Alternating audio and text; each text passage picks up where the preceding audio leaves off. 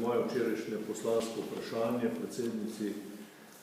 predsednici vlade, sicer ožje na temo Zakona o starševskem varstvu in družinskih prejemkih, sicer pa tudi včerajšnje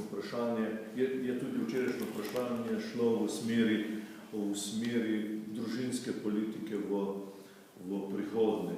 Jaz sem včeraj rekel, da prihaja na naše mize, da prihaja državljankam in državljanom kar naprej, da prihajajo neki ukrepi, kot so dvig DDV-ja, napovedan davek na nepremičnine, znižanje porodniških nadomestil, da vsi ti ukrepi in še mnogi drugi posegajo v eksistenco družin. To je seveda eden od velikih problemov. Dejstvo je, da je družina ena največjih vrednot in pa seveda temeljna celica naše družbe. Vsi se zavedamo, da je neka pozitivni odnos do družine, do povečanja ugleda družine, do povečanja ugleda in pomena sklenitve zakonske zveze, da je nek temelj,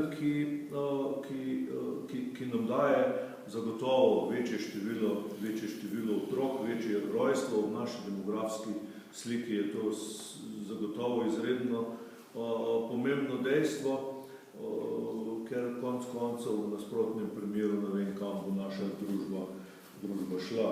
Mi smo, tudi jaz osebno, se že par let ukvarjam,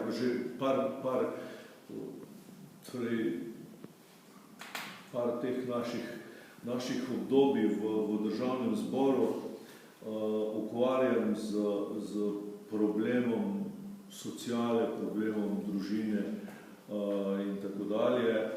Vedno podpiramo stimulacijo družin.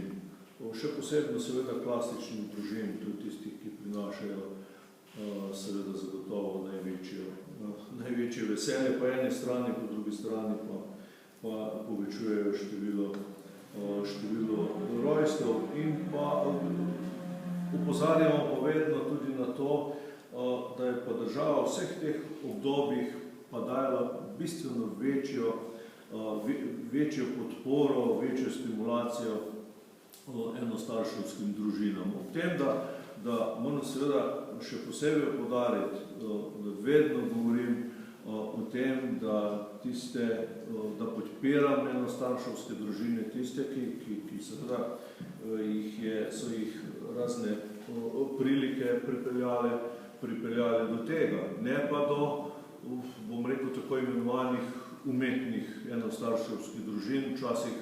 Včasih prihaja celo do nepriznavanj očetovstva. Nekateri otroci, kar je banalno, nimajo niti očetov v prvih letih življenja, prihaja do ločitev zakonskih zvez zaradi večjih stimulacij, zaradi večjih ugodnosti in tako dalje.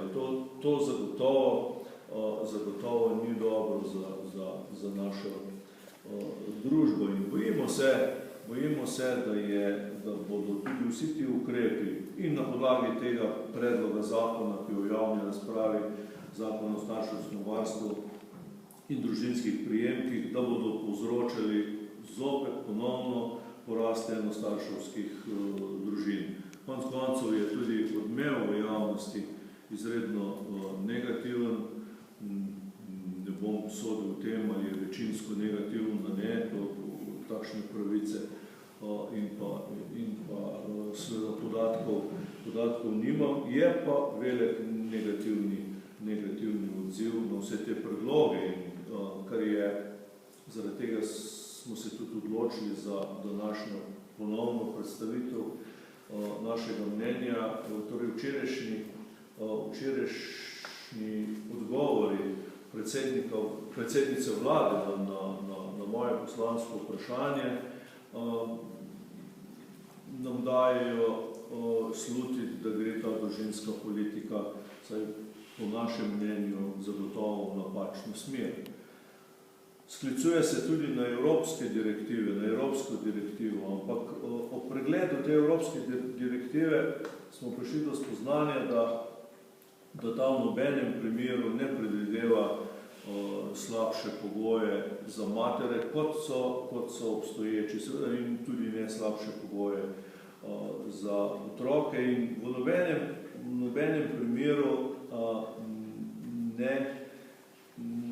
ne privilegira enostarševskih družin ali celo otrok brez očeta. Torej, kot sem rekel, ta zakon je v slovenski javnosti sprožil številne polemike in razburjenja. In seveda posledično, kot sem že rekel, se je zabad, da se bodo mladi še redkeje odločili za sklenitev zakonske zveze. Nasprotno, tisti, ki živijo zakonsko življenje, se bodo mnogokrat iz materialnih razlogov ločevali. To ne bo nič, v Sloveniji nič novega, to smo doživljali že v preteklosti, vendar seveda v veliko manjši meri. Po drugi strani je tudi v tem koalicijski pogodbi, koalicijskem sporazumu med 4 vladajočimi strankami napisano, da si bodo koalicijske stranke prizadevale za dosego čim širšega soglasja o nujnih spremembah na področju družinske politike. Zagotovo ta predlog in pa najave novih predlogov seveda ne gredo v to smer. Jaz sem prepričan, da ima naša država prevelike težave v gospodarstvu, na področju financ, da je potrebno seveda razmišljati na teh področjih o novih in nujnih